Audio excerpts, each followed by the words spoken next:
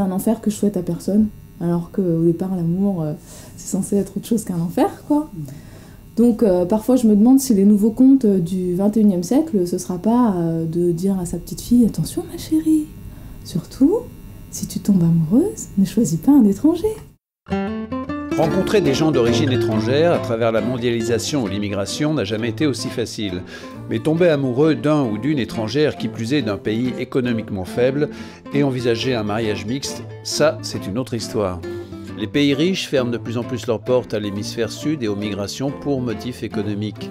Par ailleurs, le droit de vivre avec la personne de son choix est inscrit dans la Constitution, mais les amours n'échappent pas à ces conditions restrictives qui, sous prétexte de fraude, prennent parfois des allures de chasse aux mauvais français.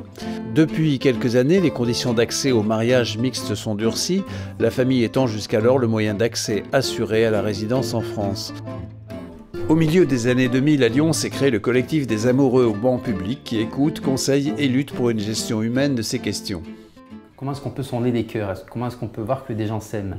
Et justement, on a une sorte de paradigme, c'est-à-dire un ensemble d'indices qui nous permettent de dire, ben voilà, ces gens s'aiment. Alors les indices, ils sont très classiques. On pourrait même écrire un livre là-dessus en établissant un code administratif de l'amour, si vous voulez. C'est-à-dire, quand on s'aime, on vit ensemble déjà. Donc on impose un modèle, on est obligé de vivre ensemble. Si on ne vit pas ensemble, on ne s'aime pas selon l'administration. Et donc par exemple, on fait fi des gens qui, par exemple, prennent un logement pour aller travailler dans une ville éloignée du domicile conjugal. Et là, on se dit, bah non, dans ces cas-là, on ne peut pas parce que le modèle que nous considérons comme étant celui de l'amour, c'est celui-ci. C'est-à-dire que les gens doivent dormir dans le même lit et puis vivre ensemble. Et puis autre chose, on doit maintenir les liens, puis on doit produire notamment les factures détaillées de son téléphone, les mails qu'on échange, etc. pour démontrer que malgré la séparation, on vit un semblant de vie commune. Il y a 20 ans, je pense que la problématique n'était pas aussi intense qu'aujourd'hui parce que l'immigration n'était pas un problème majeur en France, ce n'était pas un contentieux de masse comme on peut avoir aujourd'hui. Et au fil des années, quand on s'est rendu compte qu'il fallait réguler l'immigration, on a multiplié les lois justement qui permettaient de limiter l'immigration familiale. Si on a l'impression qu'on vous prend un peu votre vie quoi, et qu'on la met de côté en vous disant voilà, eh ben, il faut que tu prouves. Et quand tu auras prouvé, ben, on te rendra ta vie. Voilà. Dès que la distance était trop longue, ben, y avait le manque, il y avait la fatigue, il y avait l'énervement, il y avait toutes les paperasses qu'il fallait faire. Donc on a eu des moments où... Mais ça a plutôt renforcé notre couple, je pense. Ouais. Je pensais que ça allait jouer en ma faveur parce que mon mari, il est algérien comme moi. Donc c'est vrai qu'on a la même culture, on a la même religion. Et en fait, je ne sais pas si ça a joué ou pas, sincèrement. On a notamment un rapport du Haut Commissariat à l'intégration qui commence à dire qu'effectivement, certaines unions mixtes ne sont pas si mixtes que ça, puisqu'on a par exemple des Maghrébins qui sont devenus français qui vont prendre mariage dans leur pays d'origine. On se dit finalement ça finit par diluer l'identité nationale et là on n'est plus dans des considérations de migration, on est dans des considérations d'identité nationale, c'est-à-dire pratiquement du nationalisme. Donc je pense que le mouvement va tendre à se durcir de plus en plus.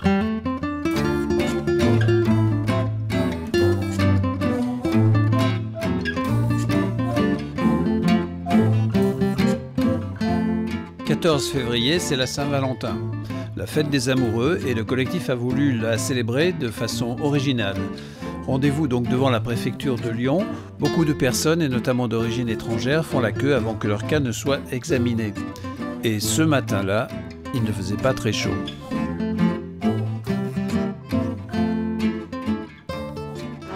J'ai bien aimé l'esprit, surtout l'état d'esprit super léger qu'il y avait aux amoureux. C'est-à-dire même face à des situations ou dramatiques ou très difficiles, il y avait un état de légèreté qui ne se prenait pas au sérieux et qui faisait que le collectif il existait.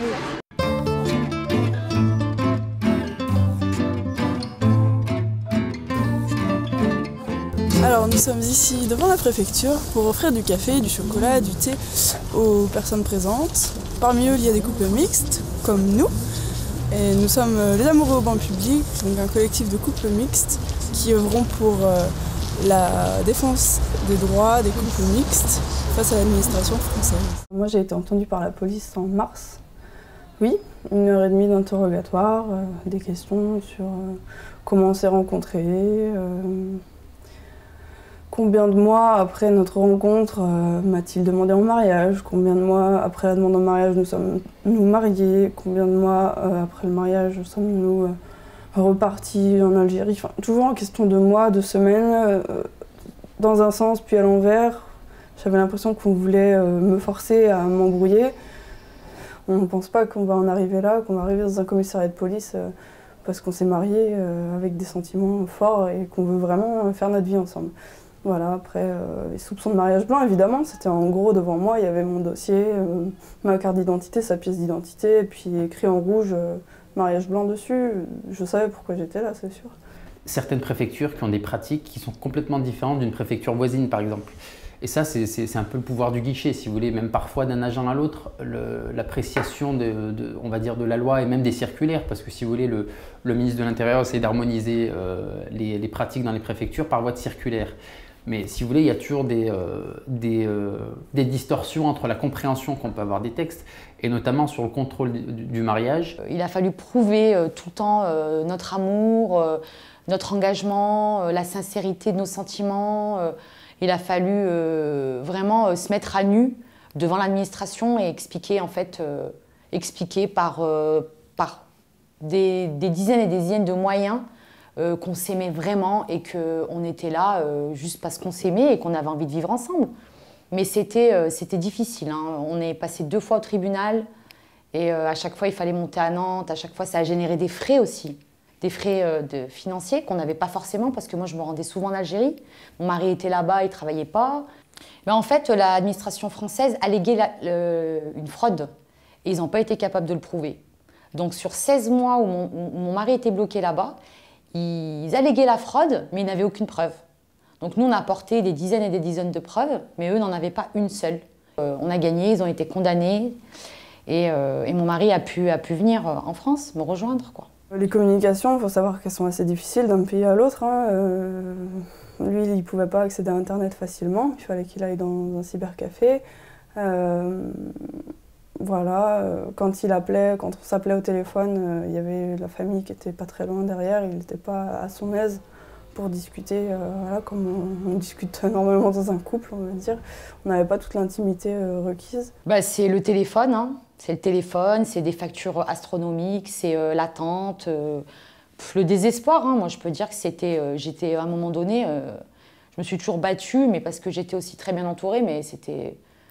Non, à un moment donné, j'étais désespérée, hein. Mais au début, c'est vrai qu'on a très peur. On sort que tous les deux, parce que ça donne une certaine caution d'être en couple, finalement, dans la rue. On va moins facilement arrêter un couple qu'un jeune homme tout seul avec son sac à dos.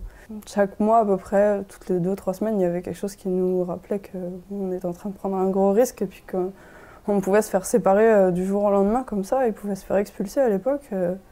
Voilà, c'est ça, en fait. Cette impossibilité de vivre sereinement, jour après jour, de construire une relation normale qui a fait qu'on s'est mariés. Voilà. Et ça, c'est quelque chose qui nous est pratiquement imposé. Quand on tombe amoureux, eh ben, on n'a pas envie de passer par toutes ces étapes-là. On a envie d'être réunis, on a envie de vivre notre amour, on a envie d'avoir des enfants, on a envie de construire des choses. Et de passer par tout ça, ben, on perd du temps, on perd beaucoup d'énergie. Et après, quand on est réunis, ben, voilà, il y a des périodes où ça revient. Mais bon, nous, on avance et puis on est heureux, maintenant on est réunis et voilà. On a des similitudes, mais c'est pas que des similitudes entre la France de Vichy et aujourd'hui. Hein. On est sur les mêmes fonctionnements et effectivement la même utilisation de l'administration. Ça, c'est évident, quoi, malheureusement. Le contentieux du droit des étrangers, c'est plus de 60% des requêtes. Ils sont complètement dépassés, c'est des juges qui n'ont pas été formés à ça, mais ça a explosé depuis 2002 et 2006. Hein. Avant, c'était pas du tout le cas, quoi. Donc c'est des gens qui sont formés au foncier, etc., qui ne sont pas formés au droit des étrangers. La dernière loi Besson a consacré l'incrimination du mariage gris qui n'était pas nécessaire puisqu'elle existait déjà dans le Code des étrangers, c'est-à-dire que le mariage gris, le fait de cacher ses sentiments à une personne dans un but migratoire, c'est-à-dire de se marier pour avoir des papiers concrètement, existait déjà, c'est-à-dire que c'était déjà incriminé, le texte le permettait et aujourd'hui on est dans la symbolique. Dans une symbolique où on part d'une maîtrise des flux migratoires et aujourd'hui on tend de plus en plus vers un but inavoué justement d'essayer de limiter carrément les unions mixtes. Au collectif, on ne défend pas les mariages blancs. Hein. Sauf que les mariages blancs, ça doit être entre 4% et 5% de tous les mariages franco-étrangers, quoi. Ils font un bourrage de crâne avec ça, alors que c'est vraiment minime. On a vraiment le sentiment d'être la cible, quoi. Les couples franco-étrangers, c'est en ce moment, enfin depuis un certain temps, c'est une cible de la politique de l'immigration française, et c'est insupportable, c'est pas possible. Enfin, en tout cas, aux amoureux, on ne nie pas le phénomène des mariages blancs ou gris, on sait que ça existe. Je pense qu'il faut être lucide et le dire, et puis je pense que ça assoit notre crédibilité de le dire.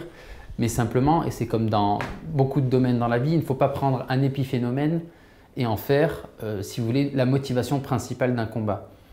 Donc les mariages simulés, il y en aura toujours. Il y en a toujours eu. Moi, je ne dis pas qu'il y en a jamais eu. Je ne dis pas que j'en ai pas rencontré. Ce qui est sûr, c'est que j'ai monté un collectif en septembre 2007. Aujourd'hui, on est en mars 2012. Tous les couples pour lesquels on s'est battu, et il y en a qui ont beaucoup souffert, enfin, je pense notamment à Marie, par exemple, ils sont tous restés ensemble. Différence d'âge ou pas, et surtout au vu des difficultés qu'ils avaient à surmonter. Donc, enfin, voilà, le résultat, il est là. Voilà, finalement, on a gagné un combat. Mais en réalité, quand tu vis ça, quand tu vis 4 ou 5 ans séparés, à faire des... Moi, j'y suis quand même allée 9 fois, j'y suis allée. Mais c'est quand même de loin en loin, tu sens que t'es bien obligé de vivre, quoi. T'es bien la personne de son côté, moi du mien, t'es bien obligé de vivre, d'avoir une vie sociale, d'avoir ouais, il se passe des choses aussi. Parce qu'on est toujours dans l'attente, on sait pas du tout si ça va aboutir ou pas, quoi, c'est ça le truc. On est des gens, on est des êtres humains, on n'est pas fait en béton, quoi.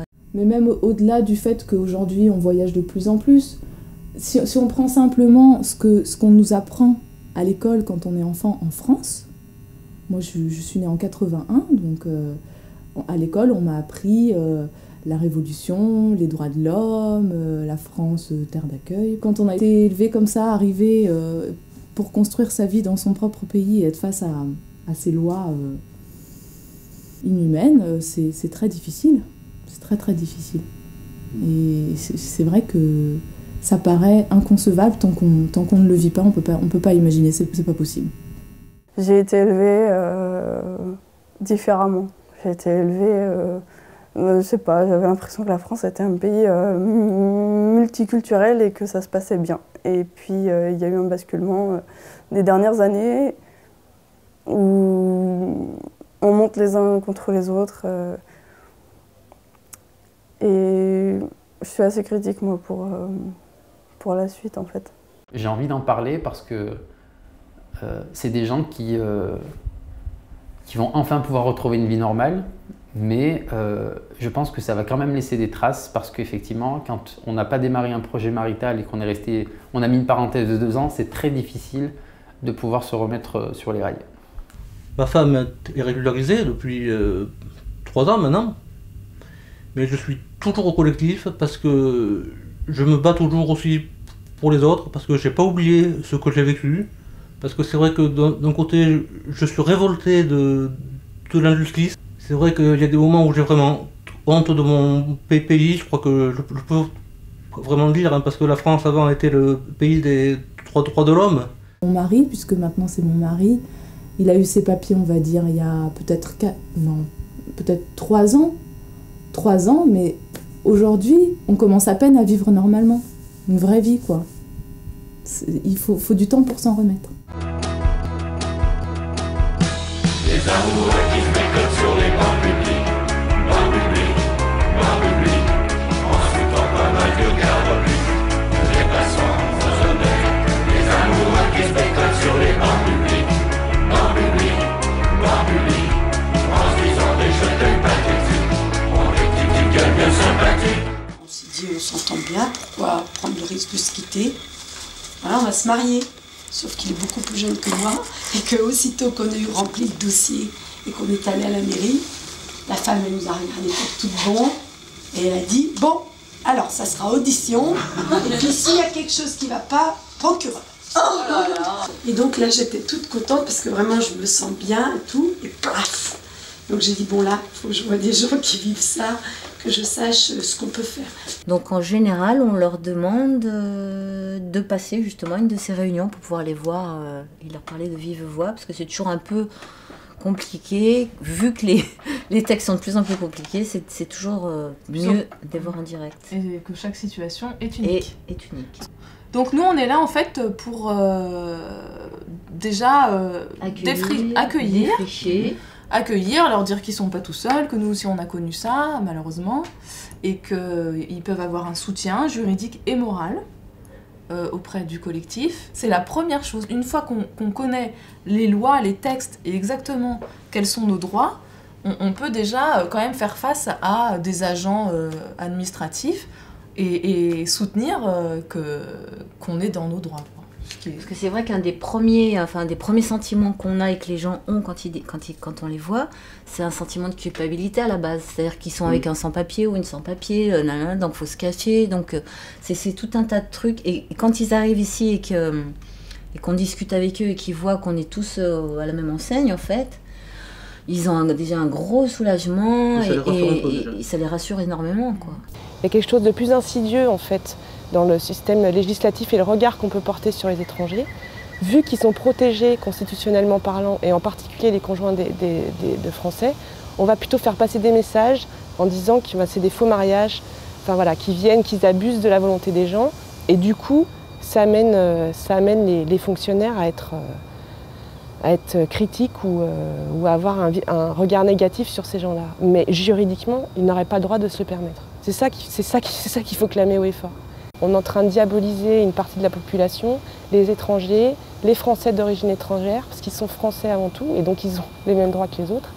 Et puis par effet de ricochet, une jolie Charlotte, une Marie, plein de gens qui sont tombés amoureux de quelqu'un qui a une situation de régularité ou pas, parce que ça aussi c'est beaucoup mis en avant, et qu'on empêche de vivre. C'est difficile de reprendre un rythme, de reprendre une vie, on va dire, de couple simplement normale, sans angoisse, sereinement, d'avoir des projets. Il faut un petit peu de temps pour démarrer, se reconstruire, et la colère, pour l'instant, elle reste. J'essaye de la transformer positivement, je continue à aider les autres, mais je pense qu'il faut que j'évacue. Les amoureux, je me suis engagée avec eux parce que pour moi, déjà, ils m'ont énormément aidée. Mais surtout, c'est une belle cause. C'est un combat au nom de l'amour et moi, quand je les ai rencontrés, ils m'ont apporté tellement de soutien et je pense que ça m'a sauvée en fait. Parce que s'ils n'avaient pas été là, sincèrement, je ne sais pas comment Il y avait mon avocate, mais les amoureux, c'est de la chaleur, c'est du soutien, on vous appelle en dehors de... On ne vous connaît pas, mais on vous téléphone comme ça de temps en temps pour vous dire « alors ça va, tu tiens le coup ». On est tous ensemble pour une cause commune. Et on se soutient vraiment, quoi. Il y a de la chaleur, il y a vraiment une solidarité qu'on ne trouve pas, même auprès de nos amis, auprès de notre famille. Tous les gens qui sont autour de vous, ils ne vous comprennent pas comme un amoureux au Kaito, au banc public, quoi. On a envie vraiment d'être à côté de ces gens parce qu'on se dit, ces 1% de gens qui profitent du système font du tort à des gens qui s'aiment vraiment et qui veulent vivre ensemble. Et on voit les dégâts que ça fait. C'est ce que je disais tout à l'heure, c'est qu'on a mis en place un système qui est en train de s'emballer complètement et qui fait qu'on a aujourd'hui des situations où on a des gens qui s'aiment vraiment, qui sont mariés depuis 2 ans mais qui ne vivent pas ensemble, c'est-à-dire qui vivent par procuration, qui vivent une vie maritale virtuelle avec des conversations Skype, avec des coups de téléphone, des voyages. Quand on arrive à mettre des sous à gauche, on essaye de trouver des vols low cost pour pouvoir passer quelques semaines avec son mari. Et ça, effectivement, quand on arrive devant un juge et qu'on reçoit la décision qui nous dit qu'effectivement l'administration s'est trompée parce que ces gens s'aiment vraiment. Ce qui est sûr, c'est que rien n'empêchera, personne n'empêchera des gens de s'aimer, personne n'empêchera des gens de faire des enfants, et que si on arrive vraiment à ce que ça s'empêche de manière massive, c'est qu'on ne sera plus dans un état de droit et que là, malheureusement, nous aussi, on sera peut-être obligés de partir. Je suis Homo sapiens, un migrant, immigrant, immigrant. Jamais, dans l'histoire des sociétés, aucun métissage n'a donné lieu à dégénérescence. Des Gallo-Romains aux Brésiliens. Combien de présence dans une ronde de tambour, de langue dans un chœur de reggae ou dans une phrase de Faulkner puis-je te résumer à un décret, une loi? Qui oserait me dire que tu es sans identité? Ma fille, tu es Valentine, en hommage en ce jour où nous voilà réunis, hommes, femmes, enfants des 4 coins du globe, sur cette petite place lyonnaise, amoureux du monde, pour festoyer. Nous pouvons nous embrasser, danser, mêler nos souffles, nos sueurs, nos haleines, nous emmêler, nous brasser, nous mélanger, vivre libre d'aimer, et tant pis pour le décret. Embrassez-vous!